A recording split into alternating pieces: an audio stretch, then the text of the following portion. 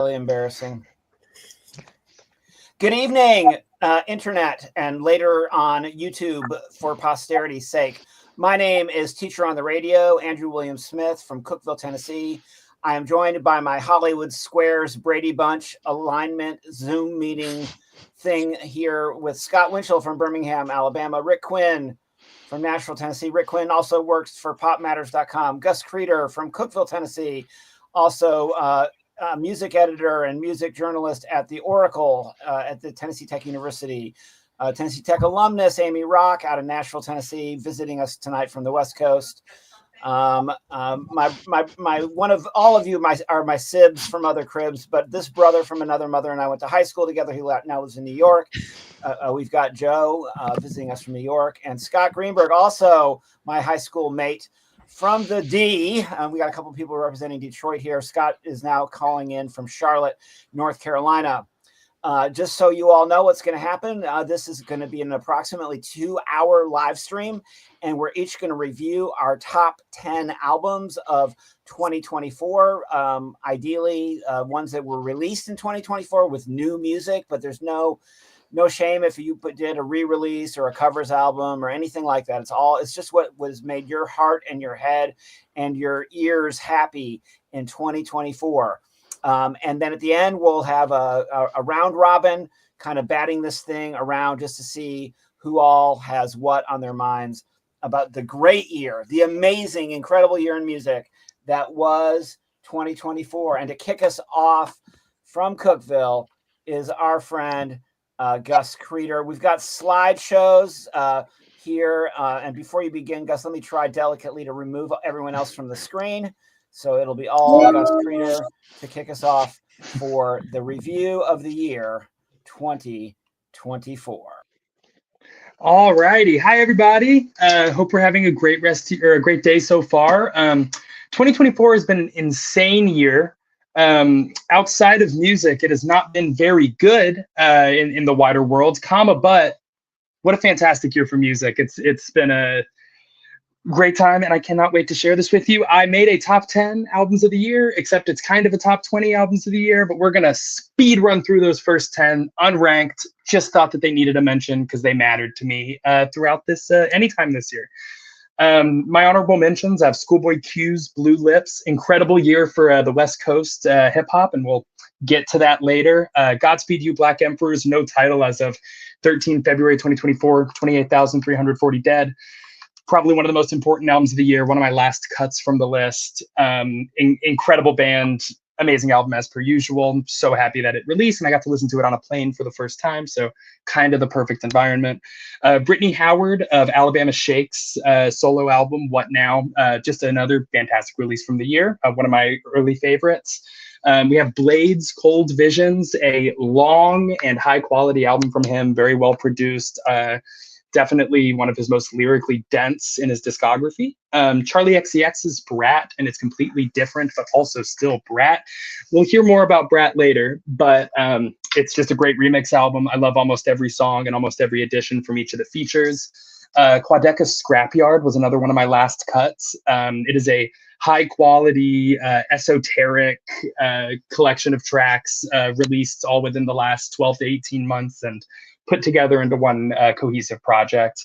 And then finally, in my honorable mentions, we have the most recent Chelsea Wolfe album, an incredible industrial, exciting experience. Remy Wolf's album, one of the best pop albums of the year, Big Ideas. Also, Kamasi Washington's Fearless Movement. He's, one of the greatest jazz artists working now, and always such a fun experience going into one of his albums. And then my last cut from the list was Beyonce's Cowboy Carter, one of my early album of the year contenders, but this year just kept getting more and more exciting. So we're going to start off with my number 10 album, an album I didn't know if it was going to make it, but within revisiting all of these in the past month or two, it's one that has stuck with me as a cohesive work that I really, really had a great time with this year. It is going to be Yeats 2093. Maybe three or 4 years ago, you would not have any idea who Yeat was. He was an underground rapper inspired by the likes of Travis Scott, Future, and others alike, who made very blown out engaging but like not relatable rap music. This year, though, he released 2 albums. Lifestyle was the second, which was a solid trap album, some decent features here and there. But 2093, from front to back, is one of the most engaging examples of world building I saw from an artist this year. He's not someone that I really previously took that seriously, despite me being a fan. I saw him live last year and had a fantastic time with a bunch of my friends. And I think that what really landed this album here is that it was probably my most listened to album with my friends.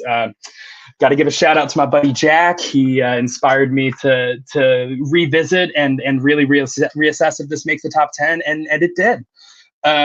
He goes into topics of overcoming his addictions and personal exploration in a way that he has never done before, and he really only could do once he has become as popular as he is now. But yeah, Bought the Earth, Shade, and If We Being Real are definitely my highlights from here. Into a very different world, with my number 9, we have the debut album from UK Baroque pop and art pop band, The Last Dinner Party.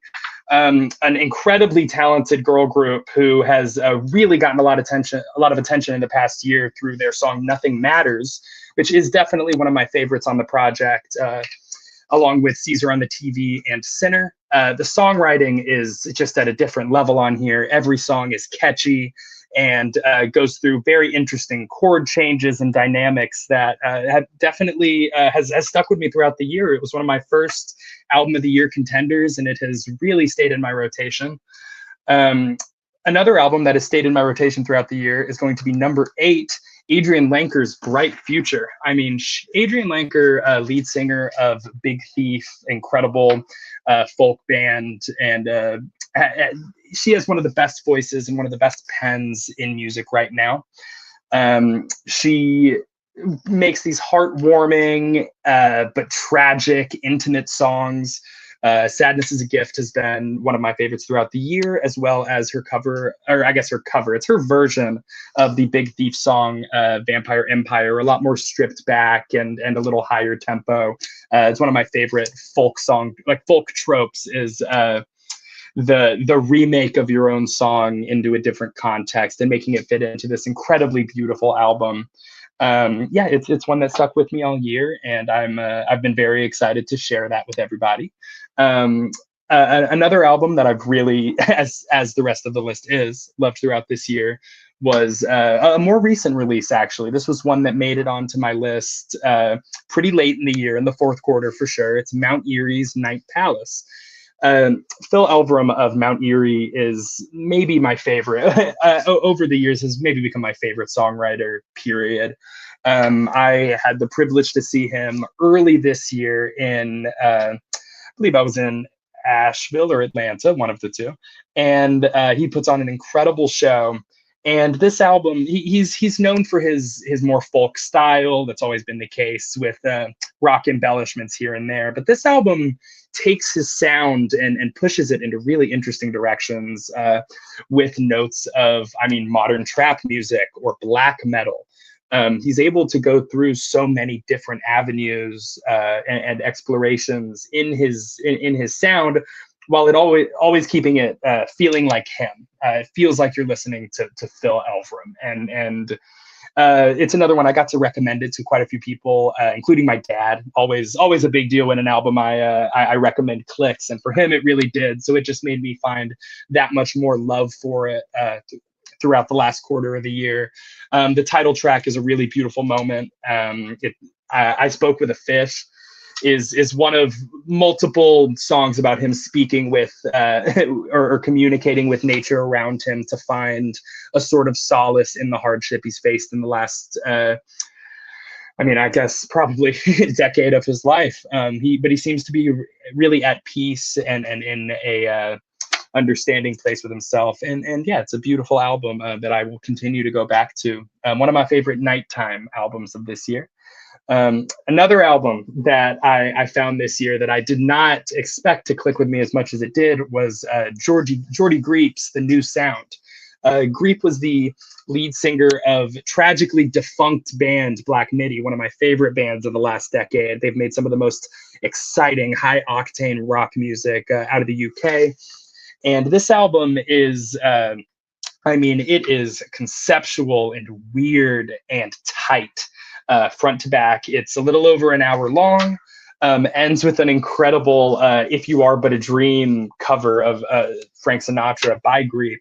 And this is an addicting album. It is punky and goes through the story of falling in love with a prostitute and making it to the end, and then you're listening to Frank Sinatra. I mean, it is one of the weirdest and coolest albums to know right now. I'm lucky that it's something I heard about and saw getting such rave reviews, and I believe those reviews are correct. I mean, it is a true standout of the year in personality alone, and definitely one that if you all haven't checked out, I hope you will, because I think that it will click with everybody here, honestly.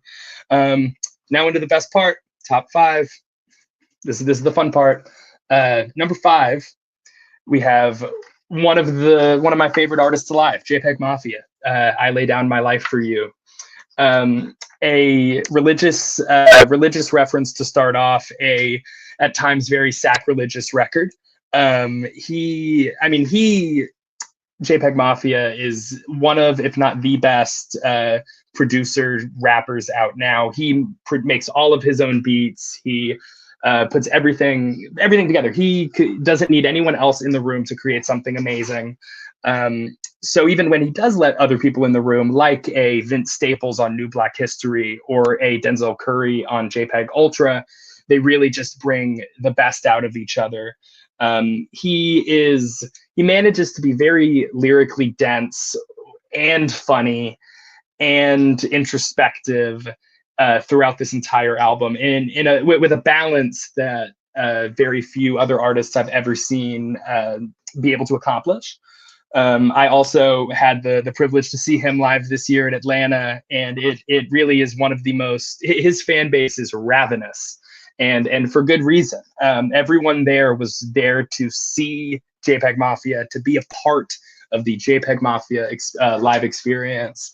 And it's another tight track list that from front to back, you're going to hear a world of difference. I mean, you have songs like It's Dark and Hell is Hot, referencing, of course, DMX, with like an incredible Brazilian funk sample that just drives the rhythms, driving the whole time. Or one of the most conflicting moments of the year for me, which is the song Either On or Off the Drugs. One of my absolute favorite songs of the year, probably in my top 10 favorite songs of the year, despite the fact that he utilizes AI on it. It's of course something that I have a lot of, I'm very conflicted on, but it is an AI soul cover of Future's early track, Turn Off the Lights, that he just forms into something really incredible and gets a great narrative off.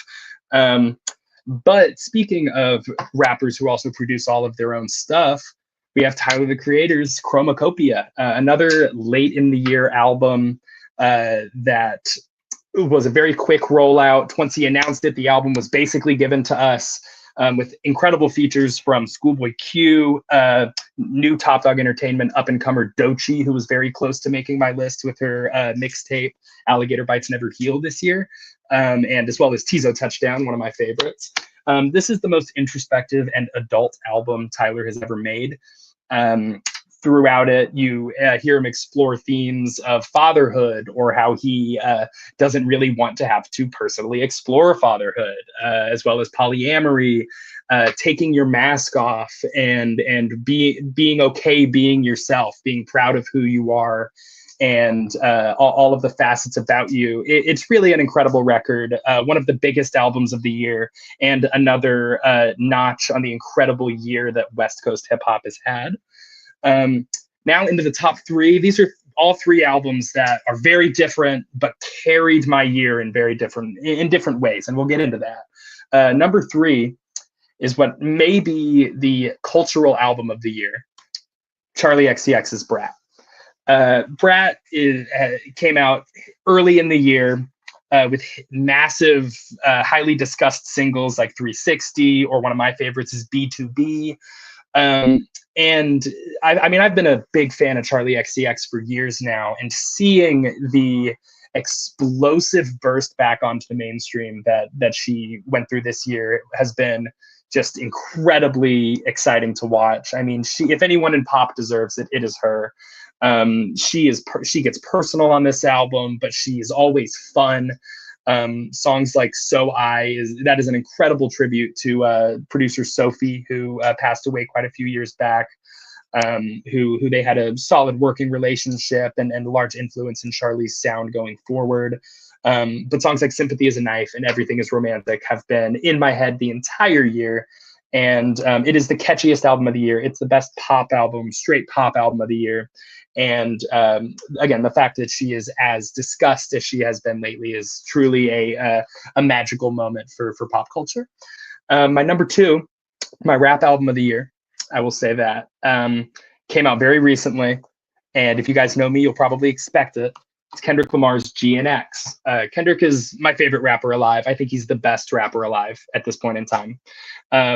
His ability to make incredibly conscious music that never, especially on this album, never fails to be fun and be hits is incredibly impressive. I mean, Kendrick was my artist of the year. He was the most exciting person to follow and to be a fan of throughout this year. Of course, the massive beef with Drake, probably the biggest rap beef of all time, with the biggest diss track of all time coming out of it with Not Like Us, was something that held my attention from April to now, honestly. And this album is such an incredible reflection on that and the place that he's in mentally, while being able to be a victory lap, but never feeling too self-indulgent. And I mean, he's incredible. He made the best R&B cut of his career with Luther, with SZA, some of the best bangers he's ever made, West Coast bangers with Squabble Up and TV Off.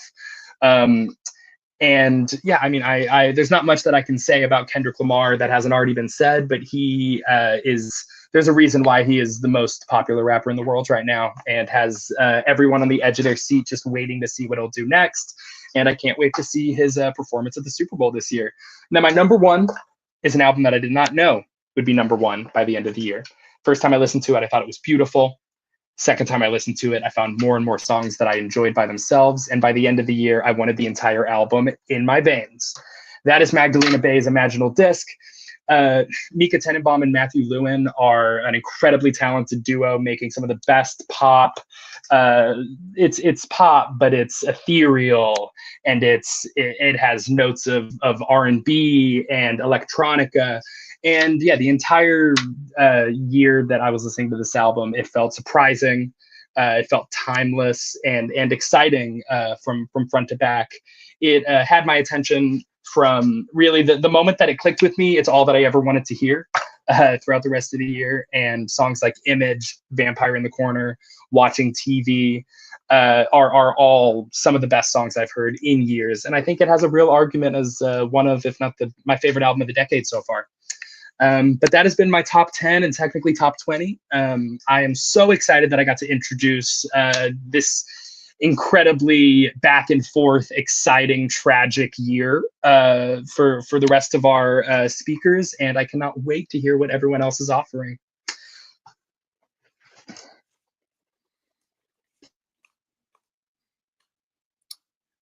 All right. Thank you, Gus. What a great start. And I'm just going to jump right into my top 10 by agreeing with Gus on Prelude, the last dinner party's Prelude to Ecstasy, with a band name that simultaneously evokes a bacchanal feast and an upper room meal cut short by betrayal. The Last Dinner Party stakes a claim as a band to watch. The art, rock, and Baroque pop of this 5-member band flows from a mesmerizing album full of genre shifts, tempo changes, and swings in tone and mood. Sometimes often within the same song. The album brims with echoes of ABBA, Kate Bush, Stevie Nicks, and Florence and the Machine, a sonic palette from which The Last Dinner Party paints razor-sharp images of the peril and promise of both female and queer existence.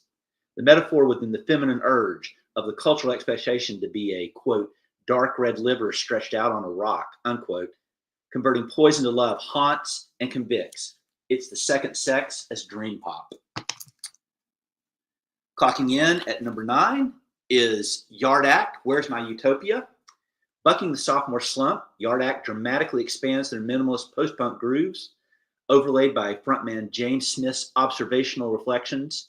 Where's My Utopia has funky tones, hints of Afrobeat and EDM, and snippets that mimic a James Brown intro, sterile newsreels, and vaudeville-esque melodies, all bookending the songs within. The album has quirks, surprising genre twists, and breezy to semi-profound philosophical self-reflection. Self-aware and self-deprecating, Yard Act owns up to wanting commercial success, but once the hook has you on the dance floor, you discover mid-gyration that you're considering the traumas we carry and inevitably inflict on each other. The awareness is jarring, but before you can catch your breath, the band moves into hypnotic, nostalgic narrations that expose our compulsion to mix fact with fiction and settle for illusions of utopia over presence with each other. Clubbing in the face of nihilism never felt so light nor so crucial. At number 8 is Wall of Eyes by The Smile. I'm mesmerized by this intriguing, complex, and sometimes off-kilter wall of sound.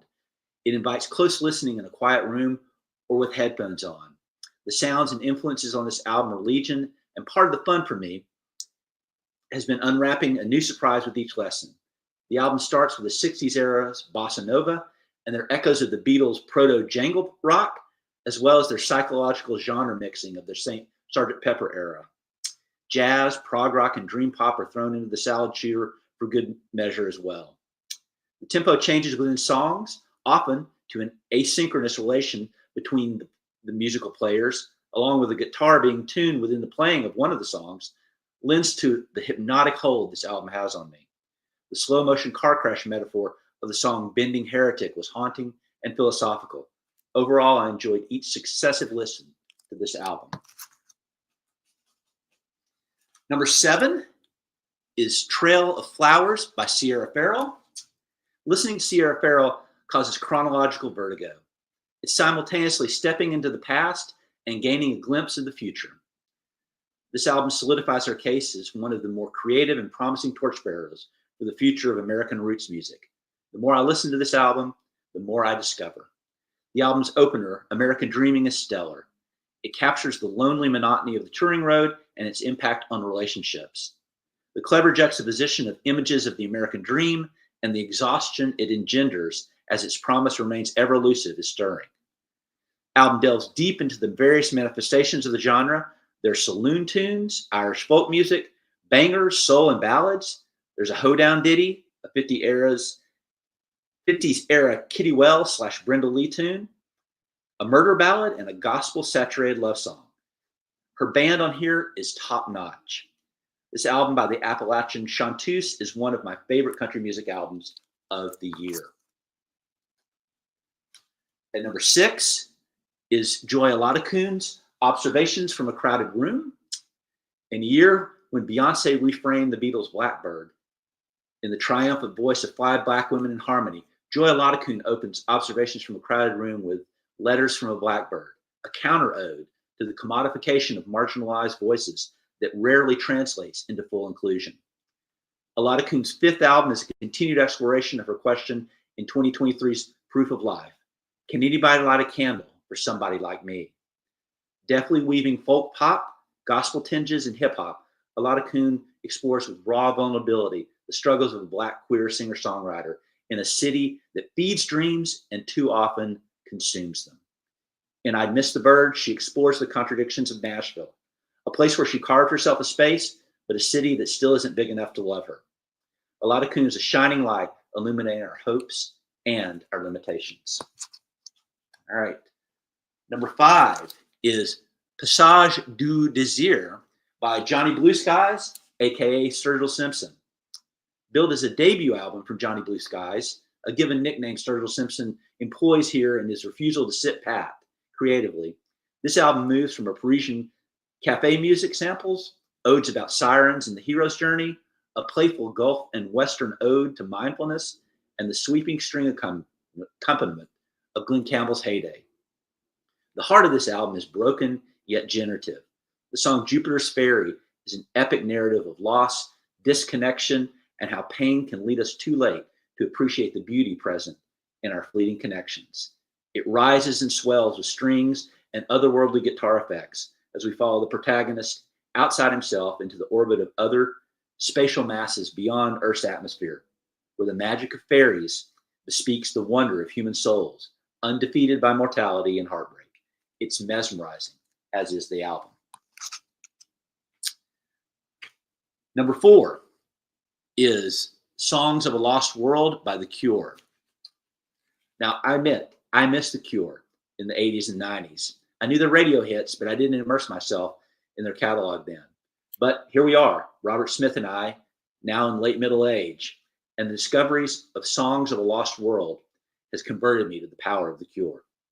This album does many things that American culture avoids: facing grief head on, being honest about our broken natures and relationships, and contemplating aging. Most of the songs have long, slow build intros, as if Smith and company are carefully calibrating their music to our subconscious, immersing us in a community of mourners who know hope only emerges when we embrace the dark. And with lyrics like this, quote, "And I'm outside in the dark at the blood red moon, remembering the hopes and dreams I had, and all I had to do, and wondering what became of that boy and the world he called his own. I'm outside in the dark, wondering how I got so old." Whew. Great album. Number 3 is No Name by Jack White. No Name is a surprising, raucous garage blues ride with little splashes of classic rock riffs and funk vibes here and there. White returns to the driving, bluesy garage rock that made the White Stripes such a mighty revival of rock within a post-rock era. He rediscovers the essence of his early work while evolving past its minimalist presentation. Also fascinating to me about this album is the generous mix of religious and theological imagery that's sprinkled throughout. There are references to the devil / old scratch, which is a staple of the blues, the cadence of an evangelist / carnival barker, shout outs to Adam and Eve, poisoned apples, and the walls of Jericho. He also references Aristotle's unmoved mover and hints at the apophatic tradition with the album title and artwork. It's a fascinating question as to what he's up to. But of course, you can enjoy the album without contemplating any of that. Just crank up the volume and let this album blow you backward into your seat. Number 2 is Cowboy Carter by Beyonce. And I'm just going to say it right now. If this album doesn't win Album of the Year Grammy, then that system is much more flawed than I already thought. A lot of ink has been spilled as to whether Cowboy Carter is a true country album, whatever that means. But its brilliance lies in its being a Beyonce album and a requiem for America, one we need even more now at the end of the year than we did at its release. Layered samples, weaving in and out of genres, and flat out country at many points, this album is a further testament to Beyonce's depth of musical knowledge and skill in constructing a complex, lush, but accessible musical landscape. I love that this record amplifies Black country music pioneer Linda Martell, and the cameos by Dolly Parton and Willie Nelson are fun. I wouldn't have pictured a Miley Cyrus-Beyonce collaboration, but it works big time here. This is another Beyonce classic. And the number 1 album for me this year is Nick Cave's Wild God. Wild God is an audacious title for an album that arrives at an uncertain and fraught moment. Shaking off the minimalism of his and the Bad Seeds' evocative, liminal ghosting, and following the fragile hope fighting fury and darkness in Cave and Warren Ellis's collaboration on the album Carnage, Cave reunites here with the Bad Seeds as they roar back with an album that teems with the incredulity of life's persistence. Nick Cave hovers over this album as a mythopoetic auteur, amalgamating Arthurian legend, Christian religious imagery, and specters of outlaw country poets, angelic visitors, and ghostly voicemails in a dizzying frenzy. Ellis and the rest of the Bad Seeds fill the album with dropping notes and ecstatic swells, enacting a catharsis that never feels forced. Grounded in ambiguity, Cave admits that he is both amazed of love and amazed of pain. It is music for the moment, and maybe Cave's masterpiece. And that is my top 10.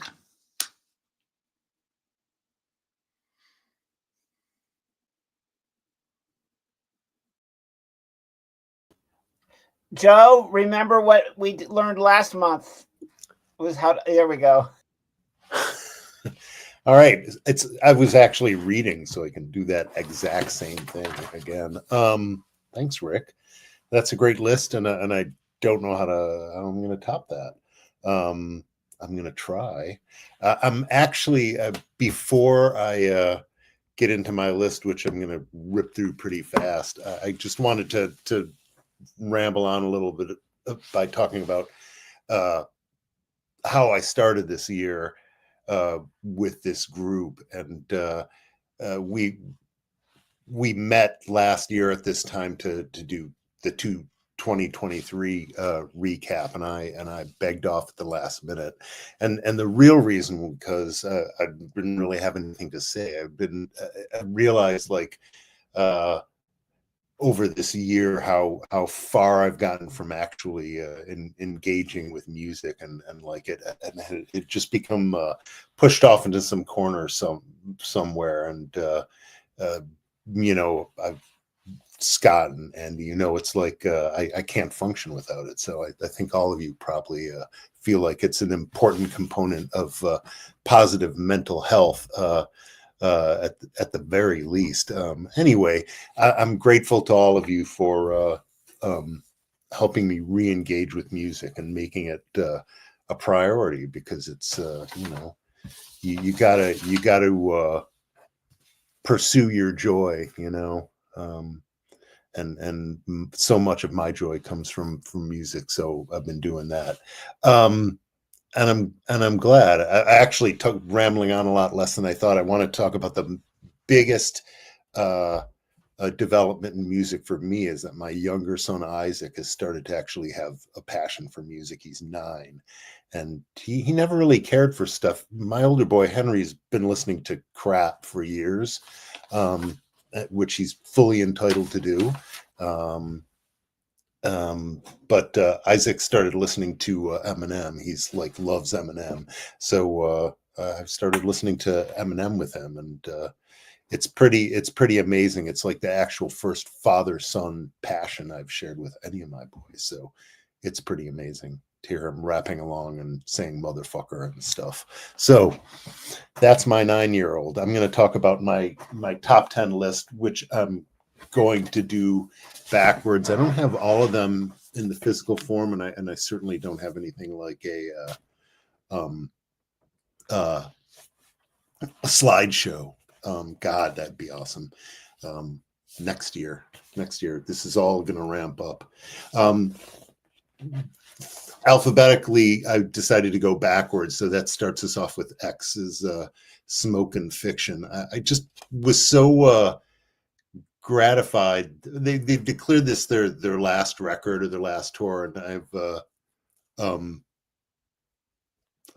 I just it satisfied this.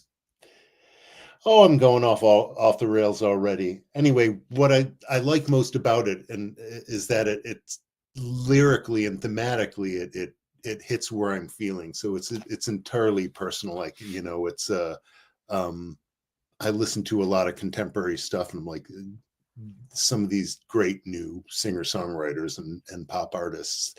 And I'm like, yeah, but I'm 58. I don't really, I've been through that. I don't want to go there again. I think I talked about this.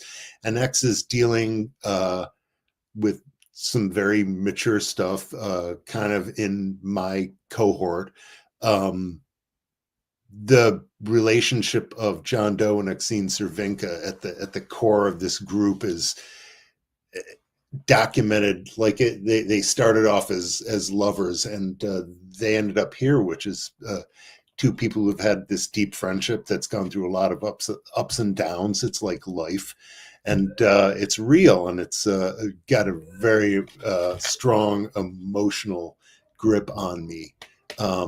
Just how the relationship is sort of gone over in this, along with the band's relationship. It's a great rock record. I'm not even gonna, it's punk rock and roll, rockabilly, whatever. It's just it's old and it's fresh at the same time, and that's pretty cool. This is the sort of thing that's going to dominate my list. Old but fresh. Who knew that 16 years after their last album, Matt Johnson's The Though would make what's essentially a blues record? Thinking about where he started out from, I don't think I don't know that it's intentionally a blues record either, but it's just got that feel, one of those I don't know what it is, but I know it when I hear it, sort of things. Top level songwriting. He sort of got this riffing style to his lyrics. I know I quoted this line before. The unthinkable is now thinkable. The poison is drinkable. He just riffs like that through the whole thing. It's very moving. Cognitive Dissonant is one of the key tracks. I also love Some Days I Drink My Coffee by the Grave of William Blake, which is true. He actually does that. Now, what do I have next here? I don't have this one, but it's the Paul Langlois Band. Guess what? I'm 100% certain none of you have ever heard of Paul Langlois. He is the longtime rhythm guitarist of one of my favorite groups, the Tragically Hip. I don't think I would have ever touched a solo record by the rhythm guitarist and background singer of any band, He's exactly that. I mean, he's a key member of the band and a songwriter, but I just, it's like, oh, this is what he's doing to keep busy after the Gordon Downey died. But he recorded something that I love and crave, just the rock record, just crunch and stomp, and a drummer who hits as hard as Clem Burke, which is saying something. He's has a weird kind of high reedy voice that he uses to great effect as a background singer, doing backgrounds for the Hip. But as a lead singer, he's surprisingly rich, even with that high reedy sort of pinched voice. Strong lyrics for a guy who never, wrote lyrics for his main gig for over 30 some years. So, Paul Langlois, guess what? Good shit. It's good rock and roll. Next one I also don't have is Freako's Where We've Been, Where We're Going. Freako is they started as a trio, now they're a duo. They're called the Chicago Band, but they're actually from Evanston, which just changes things entirely for me. Just the people I've known from Evanston, it just produces a certain type of precocious and unusually ambitious and successful artist. And I think Freako's kind of going along those lines.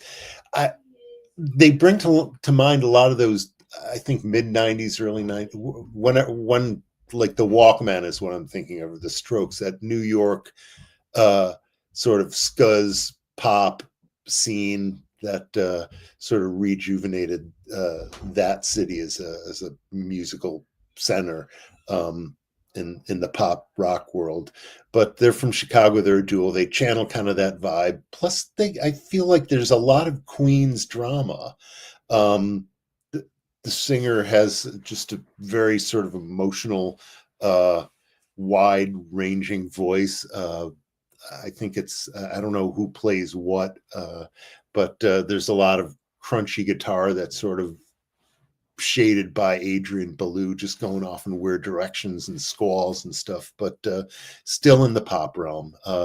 Just very fun. Really the only new band on my list, I think. The next one, I do have this one. It's the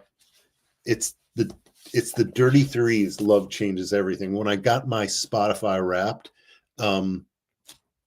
Love Changes Everything 1 was my most listened to song.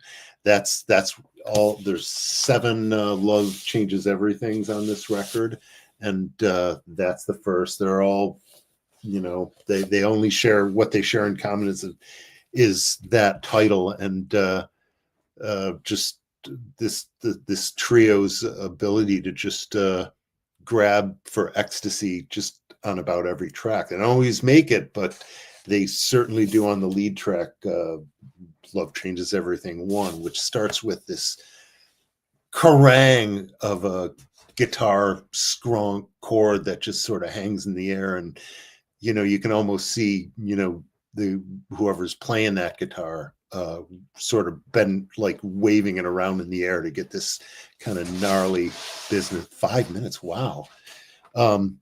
Okay. Yeah, Dirty Three, Love Changes Everything. It's all instrumental. It's something I really love in a band is one that goes for like this ecstatic thing, and it the Waterboys do it. There's a song on my mix called Bear Away by Kenny Wollesen and the Himalayas Marching Band. That's just, I like that reach for ecstasy. And I don't want to just hear about the moon in June, but you can get ecstatic over that as well. The next one is not ecstasy, but small and sweet and beautiful, and that's Kim Deal's "Nobody Loves You More." And if anybody had said to me, "You're going to put this on your top 10 list," I would have said, "No way, man." I thought of Kim Deal as this and like super cool, but sort of a one-lane person. This rock goddess. Who she gave a lot of attitude. Anyway, Nobody Loves You More is this, it covers a lot of musical territory, but the one that stands out most is it's just dreamy. I don't know if that's dream pop or not. I'm thinking like one of the songs has Chad and Jeremy, a summer song vibes. There's another one, Coast, that vibes on Blondie's Sunday Girl. Just like there's a sweetness and beauty there that I did not really think she was capable of, or was in her wheelhouse. So it sort of took me by surprise, and that's one I just spent a lot of time listening to, driving back and forth from Alexandria for Thanksgiving at my in-laws. Next is, I'm back to the visual aids, Alice Coltrane's Carnegie Hall concert. This actually was new to 2024. This has never been released, this whole concert. What was released originally was 2 sides of Africa, which is side C here, and clocks in at 28 minutes. She recorded this record a week after Journey to Secha, the one we talked about, Journey in Sechadananda, and that is on here. She's got virtually all the players on the band from the band that recorded the studio album, but they're playing together. So while Pharoah Sanders played on a bunch of songs and Archie Shepp played on some other songs, they're playing together on stage here. They've got 2 bassists, I believe, Jimmy Garrison and Cecil McBee, and 2 drummers. And man, it's intense. It's also very meditative, intense and meditative. Can you do that? Alice Coltrane did. It's a brilliant record. Just really shows me this is kind of kickstarted my renewed love for jazz. Last on the list is another old band. Nick Salomon leads the Beavis Frond. I really thought I was getting a record by Anton Barbeau, who's a San Francisco weirdo pop guy. Instead, I got this. This is a band has been around since 1986. Really, I think Nick Salomon is the only member. it's rock. It's very British and in a Kinks way, where the references are going to sound very quaint. He does not care to speak American at all. It's a British language record, and it's sort of rock, psychedelic pop. He's really ripping on the guitar. Scott and Andrew, I sent you one of the songs from this record in the chat on our thing that I said sounded like Underwater Rain. You guys got to listen to it and let me know. There's a Bonnie thing. Anyway, that's it. The other thing that's really cool is this Third Man Vault. I just got the new one. I was going to do a reveal, but I didn't realize I'd actually talk for 15 minutes. It's pretty amazing. Thank you. I hope that made sense. Hey. How are you? I'm Scott from Birmingham, Alabama. I'm glad to be here. It's been a great year in music. There are over 18,000 albums released every year. Scott, your slides have vanished. They were here. I'll get them up. Don't worry. Okay. I'll get them. Pull them up for me so I can put them in your thing when it's time. Hey, everybody, I'm Andrew, teacher on the radio. I'm the guy that's trying to back end this thing, and I'm not going to count this against your time, Scott. And Scott is visiting us from Birmingham, Alabama. We just got from up the river from New York City, so we're geographically diverse. There you go. And you should have the slides now. But yeah, over 18,000 albums are released a year. I actually think that's a low figure, considering all the diversity of distribution that's happened over the past decade. But like 2.1% of those make the top 200, the all genre sales and streaming list every week. And so when you put 7 people in a room, the thought that they are going to like the same things is infinitesimally small. It's like 1 over 18,000 to the 6th power. So there's some geeking out on stats, and it's really wonderful to listen to people talking about different stuff that they like. I like what I like. And so I'm just going to jump into my slides now and start through some honorable mentions. I appreciated Gus talking about that, and his list was really cool. But my honorable mentions of the year, just really quickly: Tears for Fears, Songs for a Nervous Planet.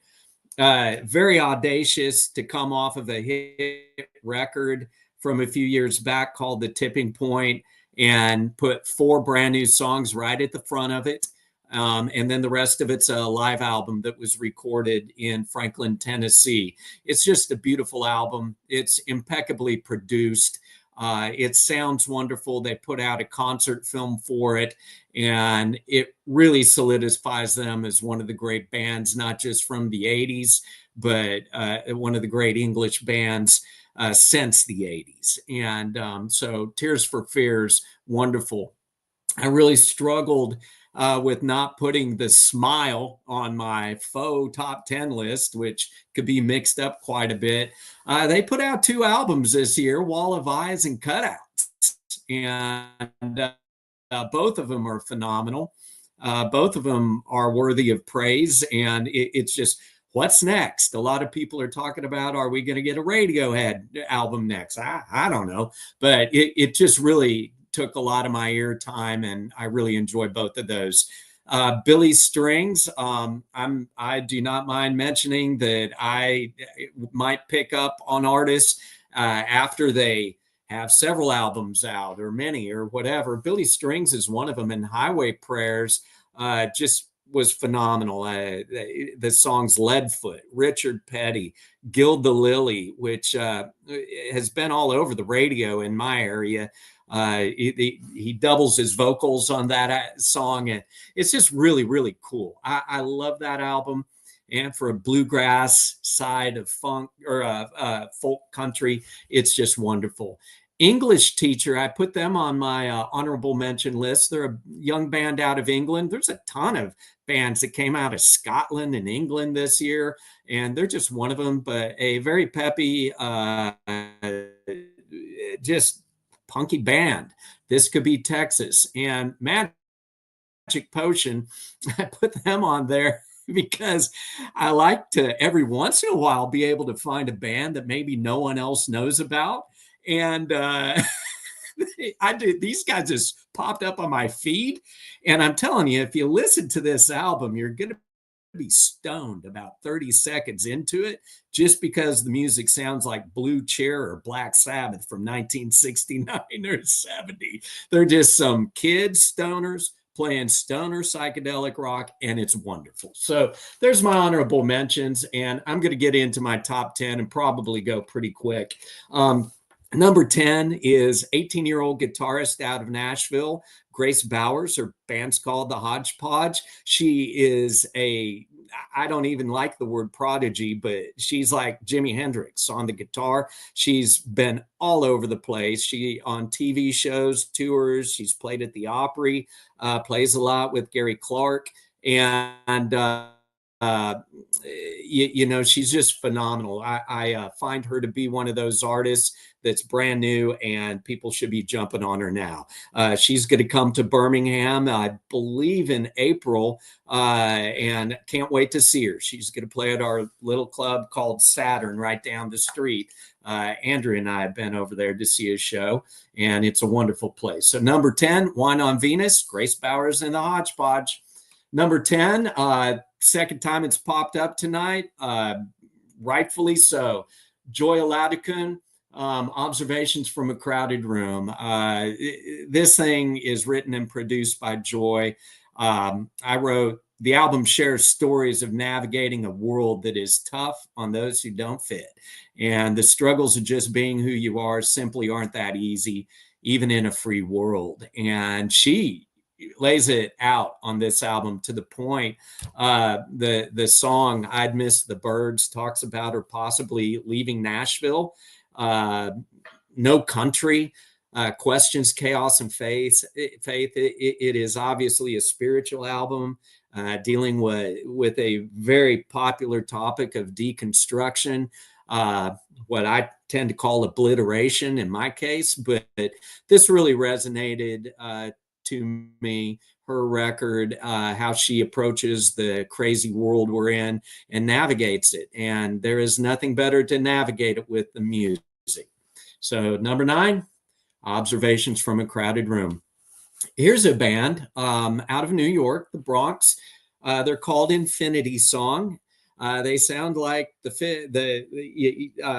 one of these 70s vocal groups that came out. And like Age of Aquarius, that old song and all of that. They come from a musical family. They signed to Rock Nation, Jay-Z's record, and put out a absolutely stunning debut record earlier in the year.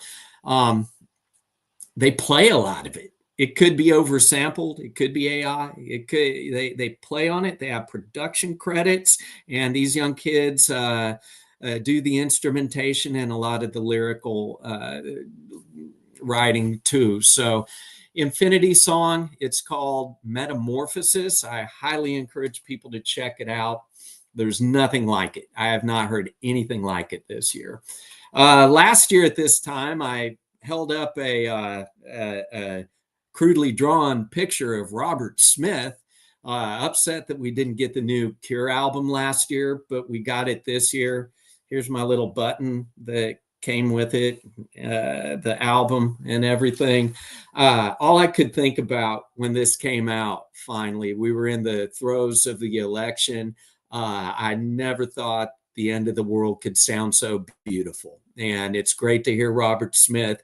It's a stunning, spectacular record. It sounds good. It is true to form for the Cure, but not stuck in another time.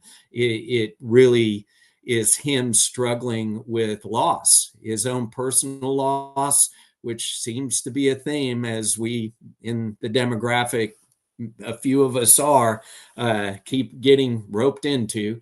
But I just really love this album. My favorite tracks are Alone and Nothing Is Forever, and War Song is just brutally great. Number 7, The Cure.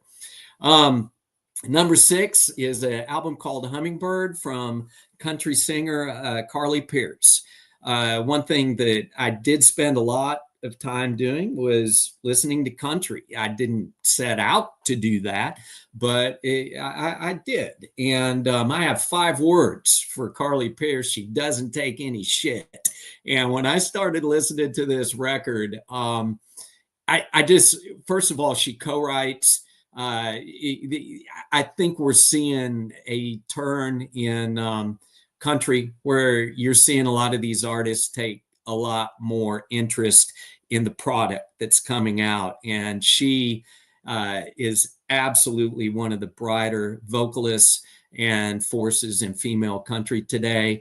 Her duet with Chris Stapleton was very, very popular. But the big song on the record was a tune called Truck on Fire, which is about basically her burning up her ex's truck. I know that sounds derivative, but there's several songs on it, and this got a lot of airtime for me, and just really enjoyed it. Number 5 in the same genre was Lainey Wilson. Yeah, it's same lady you see all over the place. She's been on Yellowstone. She popped up in one of the Hot 100 songs for the year, I think, with Jelly Roll. She's all over the place, and this album again is just performed and produced to perfection. The writing on it is just great. The lead track, which is Whirlwind, I'm going to steal a term that Gus had earlier, world building. And these artists, they're able to create an immersive experiential world that puts you in a very, very particular place. And that's what Lainey Wilson has done with her entire career, her fans, and it's really cool. Good Horses was a duet with Miranda Lambert, and Miranda and her wrote and produced a lot together. And Miranda's album did not make my top 10, but that's how it goes. And it's really close. And Bar in Baton Rouge is just one of my favorites as well. Number 4, Wild God is placed firmly along the paths I find myself walking in life. Nick Cave and the Bad Seeds, it's no secret. I didn't even really know Nick Cave's music until after I read his book. And it's only now that I've been able to go back, but understanding this album where it is, I don't think I could like Nick Cave. If I go back at the time and where I was when his earlier stuff came out, this is perfect timing, and it came along at the right time for me. And I just wrote, Cave and the band paint lush landscapes with multiple mercy seats along the way to welcome the deconstructing spirit wishing to find a way home. And it really is. It's him coming through grief and the process, and there's a lot there. Number 3, Norah Jones. It's a vulnerable, joyful triumph. She's solidly one of the greatest talents of this century, of my lifetime. I've not heard her put out a bad piece of music. Visions came out. It did very, very well for her. I've listed 3 tracks here, but this album spent a lot of time coming through my ears. Number 2, Tiger's Blood, Waxahachie. So Brad Cook, the same person who produced St. Cloud, her previous album, he also produced Hooray for the Riff Raff, The Past is Still Alive, which I would guess is close to or on many of your lists. He's all over the place. He's a great producer, and he helps make this album. Right Back to It features the blazing guitar of a young man with indie notoriety, Mr. MJ Lenderman, which I wouldn't be surprised if that pops up sometime tonight. But this album just was a nonstop listen early in the year, and it continued through the year. Right back to it. Burns Out at Midnight, Bored. They're all over the radio. And to the point where she's been able to do an Apple Sessions version. She's got a new single out. Just wonderful. Absolutely wonderful. And number one, talk about, again, going back, sorry, Gus, to steal it, but world building. This is a world in itself. Kacey Musgraves. When my vinyl copies arrived, I plopped them on and just loved listening to them again and again and again. This is hands down my most listened to record. It came out in the right place at the right time. It wasn't written for me, but I feel connected to it. She talks about the mycelium network in it. And it's true. It's just this wonderful spread out album, impeccably done. There you go. Kacey Musgraves, number one for me. Andrew? Oh, I didn't mean to hop on the screen. That was my bad. I meant to bring our dear friend, Scott Greenberg. So we have the two Scotts, better known as Birmingham Scott and Charlotte. Oh, there's Joe. How about Scott? Charlotte Scott. Thank you, Scott Winchell. Thank you, Scott. Thank you, Andy. Back-to-back Scotts. Hey, everybody. I'm Greenberg. I host the Debts No Honest Man Can Pay podcast. We are the podcast that thinks it's a radio show. If you've never listened, please check it out on Apple Podcasts. If you like it, give us a rating or a review. Even if you think it sucks, let us know. All right, top 10. I'm going to put on my reading glasses, and I've prepared some remarks inspired by Amy, who lit a fire under all of our asses early on this year by actually being prepared. So, the artist at number 10 dropped a thought-provoking collection of songs covering a hotbed of hot-button topics, and one song with the potential to be a Trojan horse that infiltrates the gates of mainstream country radio. But was country ready for a Deem the Artist? No.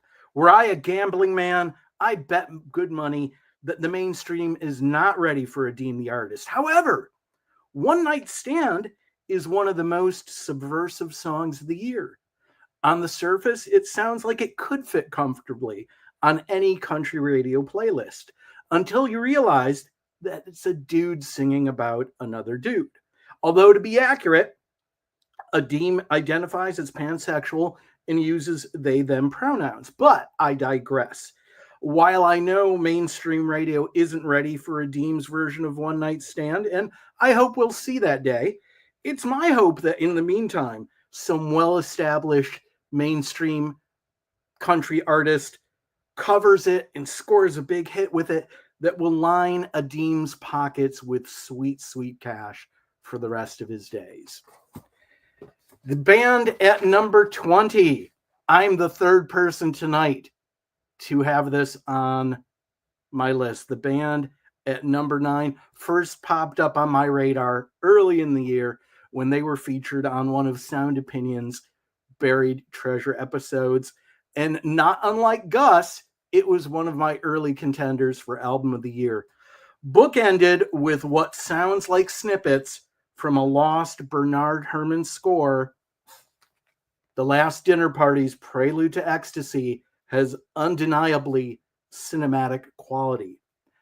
Imagine Susie Sue on an ABBA bender playing the lost Baroque pop soundtrack of Saltburn, and you have The Last Dinner Party's Prelude to Ecstasy.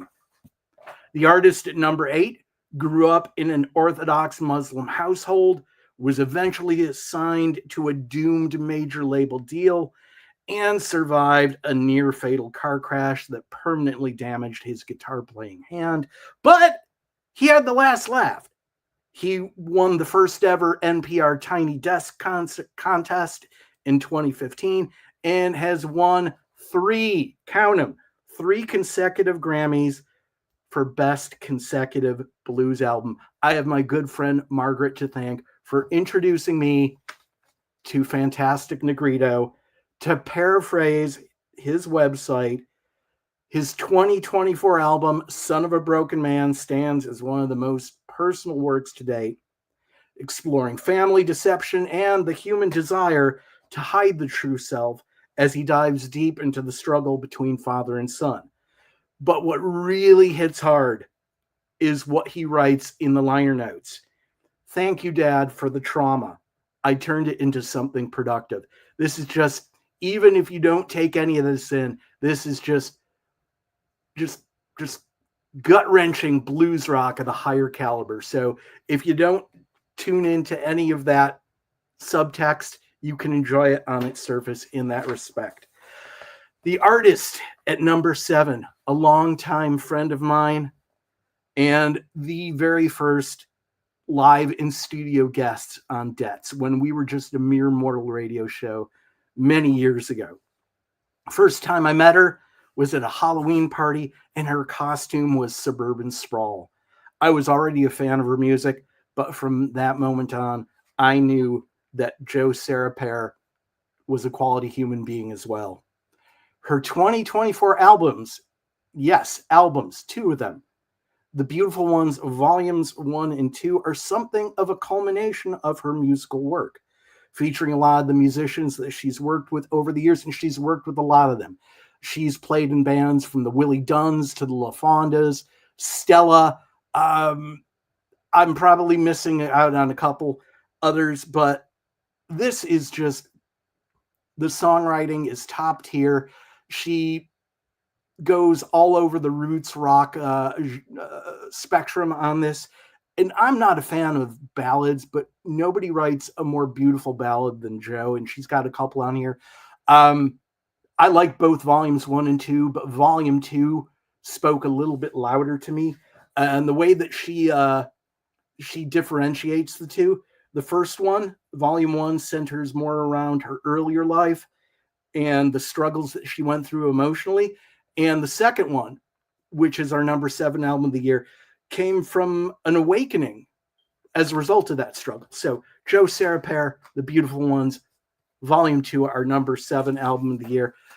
I am the second person tonight to call out this album. I have been a fan of this band at our number 6 spot since their 1983 debut, Soul Mining. And to this day, it's still one of my all-time favorites.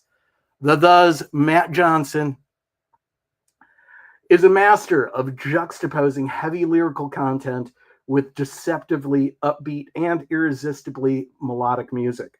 Look no further than This Is the Day, a song that not only was featured in a Guardians of the Galaxy film, but in an M&M's commercial.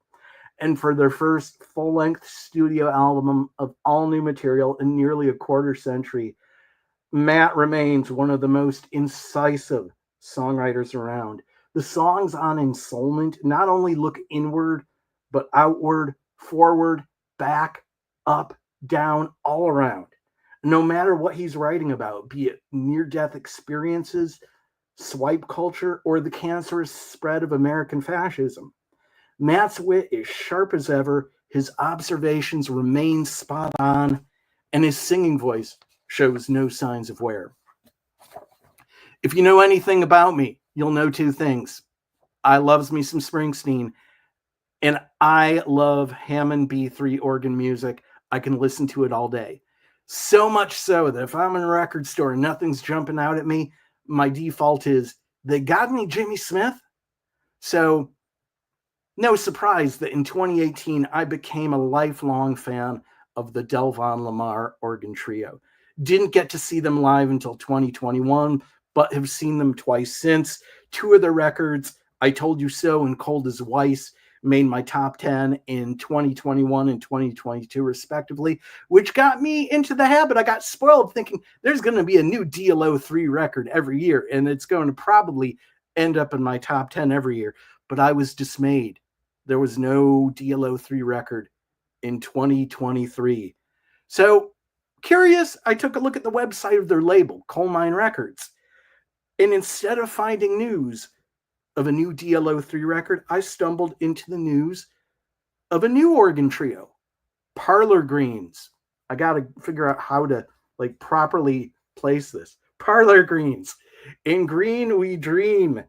Parlor Greens is an instrumental supergroup of sorts featuring keyboardist Adam Scone of the Sugarman 3 and the Scone Cash Players, drummer Tim Carman of GA20, and guitarist Jimmy James of the True Loves, and say it with me, the Del Von Lamar Organ Trio. So in a year without a new DLO3 record, this low-key instrumental supergroup gives me all the vitamin B3 I need and then some. I am happy to say I'm the only person so far to call out this artist. I've been a fan of this singer-songwriter ever since I saw her opening for Waxahachie. Seen her a couple times ever since then. And in addition to being just ridiculously critically acclaimed, she's also toured with Harry Styles, not only as his opening act, but as part of his band. And not unlike Adeem, she's also one of the best singer-songwriters you're not listening to. Maddie Diaz's Weird Faith is a record about relationships. And I'm convinced that in this current day and age, nobody writes better songs about relationships than Maddie Diaz. Look no further than the slow motion heartbreak of For Months Now. It's absolutely devastating. The raw vulnerability of Girlfriend is refreshingly honest. And that's just scratching the surface of the record. And for the record, a few weeks ago, I had my top 10 list nailed down. And then a damn delightful disruptor of an album reared its mischievous head and threw an equally delightful spanner in the works. Next thing you know, my neatly organized list had been upended.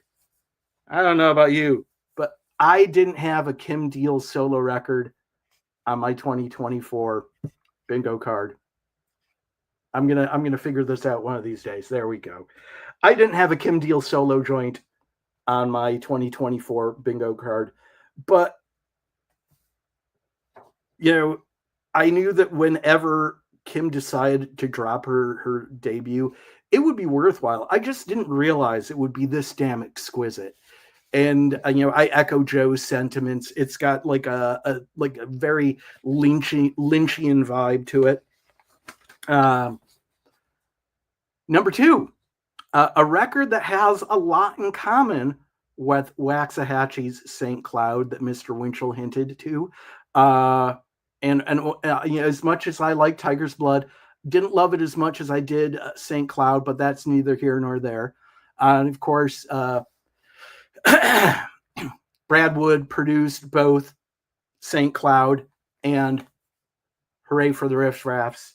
The Past is Still Alive. These are both two artists who operate under nom de plumes, Katie Crutchfield, a.k.a. Waxahachie, and Linda Segarra, a.k.a. Hooray for the Riff Raff. On a more abstract level, both of the records are of a piece. They feel like a complete work.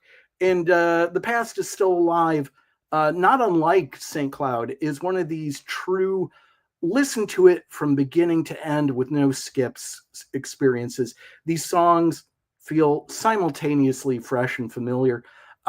These songs on The Past is Still Alive, inspired by Linda Segarra's days of hopping trains, shoplifting, and dumpster diving for food, as well as the passing of her father. But you don't need to know that to enjoy these songs. These songs feel like warm hugs from someone you know and love who has endless stories to share. And if you live with this record for any significant period of time and you don't find yourself randomly singing the chorus of Buffalo while doing damn near anything, you might be dead. And in a year when the raging dumpster fire that is our world burned more violently than ever, an opening line like, "You don't have to die if you don't want to die," feels like the kind of hope I'm not sure we deserve anymore, but I'm sure glad that we have it. Number 1. The artist at the top of my list first popped up on my radar back in the 90s when they fronted a band called Helium. And they were being featured in all the magazines, but not getting any airplay on the alt-rock radio station where I live. And this was at a time where I didn't have a lot of money to spend on music, and years before I could easily stream their music. So I had to take it for the critics' words that Helium was awesome. In the meantime, I did eventually get to see Mary Timony with her current band X Hex at the Merge 25 anniversary show about 10 years ago. And that made me a fan of X Hex and Mary Timony for life. Seen them 3 more times since then. And in addition to Helium and X Hex, she was also the part of the supergroup Wild Flag, along with members of Sleater-Kinney. And while I've become accustomed to thinking of Mary leading X Hex to be the elevated indie power trio that they are, her latest, Untamed the Tiger, presents her in a new light. It shows off her skills as a sorely underrated guitarist, songwriter, and arranger. And while I didn't have Mary Timony emerging as the American counterpart to Richard Thompson on my 2024 bingo card, it's the kind of unexpected career twist I love. Back to you, Andy. Scott Greenberg, wow, you made me cry when you were talking about Hooray for the Riff Raff. That was beautiful. And thank you and everyone else for your list. I am so excited to present the best of 2024 by Teacher on the Radio, a brief commercial for a new print-only music fanzine called Everything's Folked. This is number 1. We now have 3 issues out. They're $10. That includes postage. Please hit me up and I will mail you one. I take Venmo and PayPal. And my mom, I showed it to my mom and she said, I don't really know who any of these people are, but is this Teacher on the Radio in print? And I said, yes, Mom, that's right. But it's also the Music Nerds Collaborative in print. And I'm so grateful to have so many of you writing for Everything's Folked. And it's an open call. And I've got issue number 4 already percolating in my brain. So please, I'll take your print contributions via email for the forthcoming number 4 issue of Everything's Folked. Number 3 is hot off the press. If you don't have it and you want it, hit me up and we can make arrangements. And now let me get you ready for Best of 2024 by Teacher on the Radio. This is the top 10 of a list right now that's at about 150 songs, 150 albums. I would like to add more and more to that, but I probably shouldn't keep adding because I'm doing that thing where I dip into your list and I said, well, if that's on your list, it should be on my list too. And then I just realized tonight when Joe was talking, I still haven't listened to that X album, and I love X, but I haven't gotten around to listening to that album yet. Because I teach for a living, I have to provide criteria for how I do something. And this year I wrote myself 4 criteria for my albums and how they get ranked in the top order and things of this nature. The number 1 criteria is, did I actually listen to that album enough to really fall in love with it and get to know it, which gives a great advantage to albums that come out earlier in the year. And my top of my list has a couple of albums that came out very early in 2024, but I'm using Scrobbling, which is through Last.fm, and they create a very intricate database for you of your listening habits, and I've been doing that quite nerdily in 2024. So what am I actually listening to? Number 2 criteria, am I getting an emotional connection with something? This is very, very important to me. Number 3 is it not going to be on everybody else's list? Meaning, can I amplify some people that are DIY, maybe even friends of mine who need to get a little bit of a bump? Not that my bump means that much, but I want to promote my friends who are making great music, and that'll be more revealed in the top 150 than it is in the top 10. There are a couple people in the top 10 that might meet that criteria as well. And then my number 4 criteria for making this list that I really want to emphasize is, what is the message? How is this message contributing to the world being a better place, being more peaceful and more inclusive and more caring for our planet, as was just mentioned, that is very much on fire. And I also want to say, in an age when diversity, equity, and inclusion are like cuss words, and anything that even smacks of affirmative action is being, brandished as evil. I do pay attention to the gender and the gender identity of my artists. I pay attention to other marginalized communities, peoples of color, and things of this nature, and indigenous folks. And I still listen to more white people than anything, and because I like folk music and punk music and country music and rock music. These are all genres that, at least in our world, are dominated by white folks. So let's get into it. I'm so excited to be a part of this live stream with each and every one of you every year.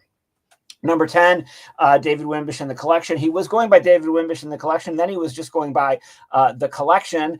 And now the Collection have broken up as a band. They did their last tour. They were all affected by Hurricane Helene. They had to cut they're based in Western North Carolina. They had to cut their tour short. And now they're going back to being David Wimbish and the Collection. They're at number 10 with their album Little Deaths. All of the photos on these slides were ones that I took at live concerts. There's only one artist in my top 10 that I didn't have the privilege of seeing live in 2024. I'm so grateful for the opportunity to go to concerts. It's become quite an addiction for me. I'm going to have to cut back in 2025 just for financial and time management reasons. David Wimbish makes extremely joyful songs. And in this last iteration of the Collection, he makes extremely joyful songs about wanting to kill himself, wanting to die, about mental illness, mental health, needing to be on medication, needing to be in therapy, and needing to be seen. And at their shows, they had a book or pieces of paper where you could write notes of mental health survival tales that you could give to the people at the next show to remind them that they too matter. And as somebody who struggled with mental health and addiction his entire life, to see David be so vulnerable and so joyful about the fact that he almost died of self-harm in the last couple of years was so invigorating. And they have millions and millions and millions of streams, but they only can get into dives and small clubs. It's a very competitive market out there. I saw them at the end, not the Exit Inn, but across from the Exit Inn, that tiny little club, the End, for their final tour as the Collection. It was a beautiful and glorious thing. I love me some David Wimbish. At number 9, I'm so grateful, Scott, for what you said about our friend Adeem the artist there. I'm introducing my mother, Barb, the reason I get to even be here. Up in Montana, we got to see Adeem. They were opening up for Jason Isbell in the 400 unit. After White Trash Revelry was my number 1 album of 2022.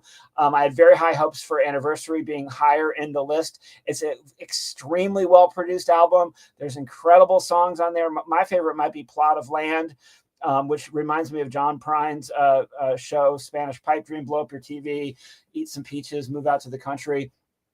There's a talking song at the end about racism and the history of racism in Knoxville, Tennessee. But I love everything about this album. I love everything about Adeem the artist. There's just so much good music this year. It couldn't get up higher in the rankings, but it's also super polished. And not that the first album, well, actually, this is their third album, but that other album in White Trash Revelry was super well produced. But this is so polished. At first, I think I was taken aback at how it kind of arced to being a commercial album. And I think that's something that Greenberg mentioned. It should be a commercial album, but it's not, because Adeem is a left-wing queer pansexual who does not take any shit. And speaking about what I shared on my first slide, Adeem is somebody who's also very transparent. They're very transparent about their struggles with mental health, and I love them and I celebrate them. And Anniversary is a phenomenal album.